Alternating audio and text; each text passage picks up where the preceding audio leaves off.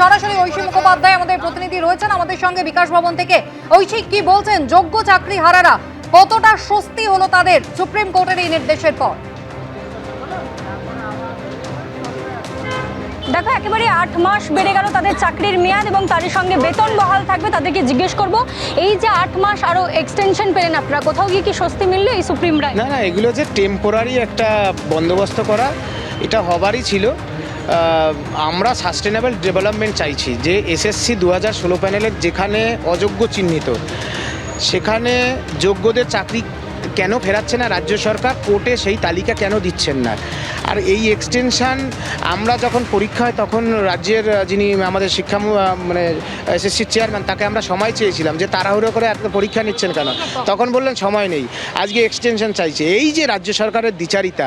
সুতরাং এই temporary extension সাময়িক স্বস্তি মিললেও আমরা চাইছি যে যারা নিষ্কলঙ্ক, যারা কোনো রকম করাপশনের সাথে যুক্ত নয়, সরকার জানে তারা চাকরি চুরি করেছে, তারা লিস্ট করেনি, সুতরাং সেই তালিকা দিয়ে সুপ্রিম কোর্ট সুযোগ দিয়েছে আবারও আপনারা চাকরিটা ফেরান।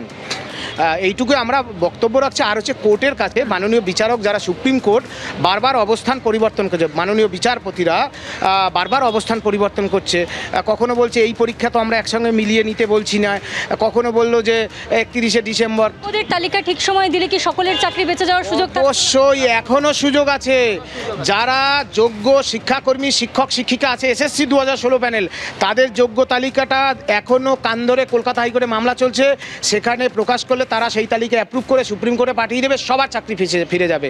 কিন্তু মুখ্যমন্ত্রী চান কেবলমাত্র অযোগ্য যারা টাকা দিয়েছে, যারা ঘুষ দিয়েছে, তাদেরকে বাঁচাতে হবে। শুক্লা বিশ্বাসদের অনাহারে মারতে চায়, আমারও বেতন বন্ধ করছে, বারবার করছে। অনাহারে মরে যাও, যোগ্য শিক্ষকরা রসাতলে যাক। আর গ্রামীণ শিক্ষাকে যারা ক্ষতবিক্ষত করেছে, ধ্বংস করেছে, মুসলমানদের ছেলেদের যারা শিক্ষা লুট করেছে, আদিবাসীদের, রাজবংশীদের, নমশূদ্র মতুয়াদের, তাদেরকে বাঁচানোর চেষ্টা করছে। 1806 জন কি অযোগ্য শিক্ষকদের তালিকা, জনগণের করের টাকা এই অযোগ্য শিক্ষকদের দেওয়া হয়েছে। আমি বিচারকদের অনুরোধ করব, সুপ্রিম কোর্ট, হাইকোর্ট, যে মাননীয় মুখ্যমন্ত্রীর বিরুদ্ধে স্বতঃপ্রণোদিতভাবে ব্যবস্থা নিন। জনগণের করের টাকা খরচা করে তিনি এদেরকে বেতন দিয়েছেন।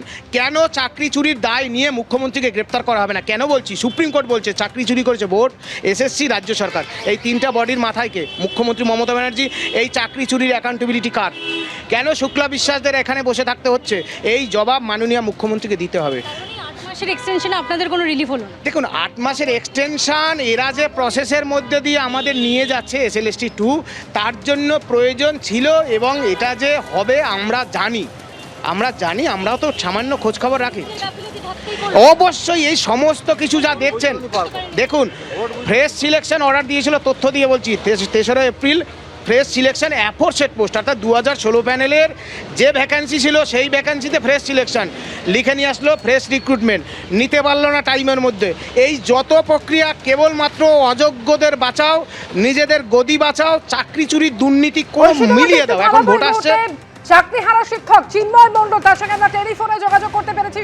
চিন্ময়, ইতিমধ্যেই আপনি নিশ্চয়ই শুনেছেন সুপ্রিম কোর্টের যে নির্দেশ, অর্থাৎ নিয়োগ প্রক্রিয়া শেষের সময়সীমা বাড়ানো হচ্ছে। 31শে অগস্ট পর্যন্ত যোগ্য চাকরিহারারা চাকরি করতে পারবেন এবং বেতন পাবেন তারা। আপনার প্রতিক্রিয়া?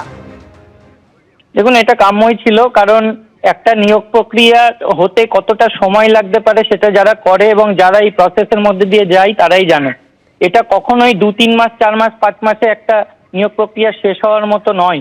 আর যেখানে এতগুলো লিটিগেশন আছে, কোর্টে প্রতিনিয়তই বিভিন্ন ইস্যু নিয়ে কেস হচ্ছে, সেখানে এটা এত তাড়াতাড়ি সম্ভব নয়। সেই জন্য একটা আনুমানিক যে ক্রাইটেরিয়া এবং টাইম লাইন দেওয়া ছিল কমিশনের তরফ থেকে, সেই অনুযায়ী আজকে সুপ্রিম কোর্ট 31শে অগস্ট অবধি এই এক্সটেনশনটা দিয়েছে এবং সেই অবধি যোগ্য শিক্ষক শিক্ষিকারা সবাই চাকরিরত থাকবে এবং সেই সঙ্গে প্রসেসটাও চলতে থাকবে।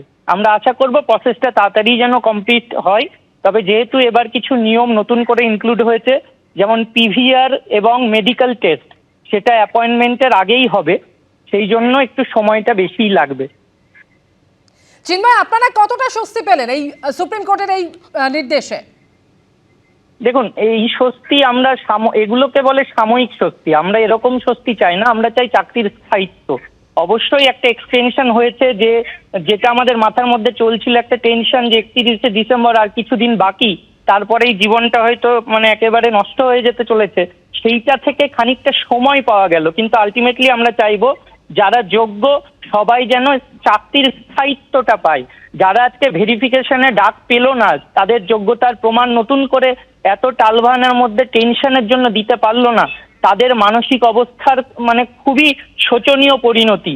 তো আমরা চাইবো সবাই যেন যোগ্যরা অন্তত এই চাকরিতে বহাল থাকতে পারে এবং তাদের সবার জন্য যেন চাকরির স্থায়িত্বটা বজায় থাকে। অনেক ধন্যবাদ চিন্ময় কথা বলার জন্য। চাকরিহারা শিক্ষক চিন্ময় মণ্ডল টেলিফোনে ছিলেন আমাদের সঙ্গে। এবং এই মুহূর্তের বড় যে খবরে নজর রেখেছি, নবম, দশম ও একাদশ দ্বাদশে নিয়োগ প্রক্রিয়া শেষের সময়সীমা বাড়ানো সুপ্রিম কোর্ট। 31শে আগস্ট পর্যন্ত চাকরি করতে পারবেন যোগ্য চাকরিহারারা। 2025-এর 31শে ডিসেম্বরের বদলে সময়সীমা বেড়ে হচ্ছে 2026-এর 31শে আগস্ট, অর্থাৎ আরো 8 মাস সময় বাড়লো। 31শে আগস্ট পর্যন্ত চাকরি করতে পারবেন যোগ্য চাকরিহারারা এবং বেতনও পাবেন যোগ্য চাকরিহারারা। সুপ্রিম কোর্ট একেবারে স্পষ্ট করে দিয়েছে, নিয়োগ প্রক্রিয়া শেষের সময়সীমা বাড়ালো সুপ্রিম কোর্ট। এর আগে সুপ্রিম কোর্টের নির্দেশ ছিল যোগ্যরা 31শে ডিসেম্বর পর্যন্ত চাকরিতে বহাল থাকতে পারবেন। আর সেই সময়সীমা বাড়াবার জন্য সুপ্রিম কোর্টে আবেদন করেছিল মধ্য শিক্ষা পর্ষদ। 2026 সালের 1 সেপ্টেম্বর পর্যন্ত অথবা নতুন নিয়োগ প্রক্রিয়া শেষ না হওয়া পর্যন্ত এরা যাতে কাজ করতে পারে তার জন্যই আবেদন করেছিল মধ্য শিক্ষা পর্ষদ। এবং সেই আবেদনের পরিপ্রেক্ষিতেই নিয়োগ প্রক্রিয়া শেষের সময়সীমা বাড়ালো সুপ্রিম কোর্ট। এবং সুপ্রিম কোর্ট জানিয়ে দিল যে 31শে আগস্ট পর্যন্ত চাকরি করতে পারবেন যোগ্য চাকরিহারারা, অর্থাৎ তারা আরো 8 মাস সময় পাচ্ছেন, আরো 8 মাস তারা চাকরি করতে পারবেন। এবং 2026-এর 31শে আগস্ট পর্যন্ত যোগ্য চাকরিহারারা তারা চাকরি করতে পারবেন। আইনজীবী বিকাশ রঞ্জন ভট্টাচার্য এই মুহূর্তে টেলিফোনে রয়েছেন। বিকাশ রঞ্জন বাবু, আপনি নিশ্চয়ই ইতিমধ্যে সুপ্রিম কোর্টের এই নির্দেশ শুনেছেন, কি বলবেন এই প্রসঙ্গে? না, ওরা সময় চেয়েছেন যে পদ্ধতিগত কারণে ওদের একটু সময় লাগবে, কেন মেডিকেল চেক আপ করতে হবে, পুলিশ ভেরিফিকেশন রিপোর্ট নিতে হবে, এইসব কারণে সময় লাগে, তা একটু সময় বাড়িয়ে দাও। এবং যাতে বারে বারে আসতে না হয় সেই জন্য বিবেচনা করে আদালত, আমাদের আপত্তি ছিল না এক্সটেনশনে, আমাদের আপত্তি ছিল যে এতদিন বেশি এক্সটেনশন দিও না। আদালত সেটা আগস্ট পর্যন্ত দিয়েছেন যে 26শে আগস্টের মধ্যে এদের সম্পূর্ণ করতে হবে নতুন নিয়োগ প্রক্রিয়া। ইতিমধ্যে বিভিন্ন মামলাও আছে, এসব কথা উল্লেখিত হলো। এখন এইসব মামলা পরিপ্রেক্ষিতে বিচার হবে। তবে এই সময়সীমাটা 31শে আগস্ট পর্যন্ত বাড়লো, অর্থাৎ এই কদিন যারা চাকরি করছেন সুপ্রিম কোর্টের আদেশের বলে তারা কাজ করতে পারবেন, এই আর কি।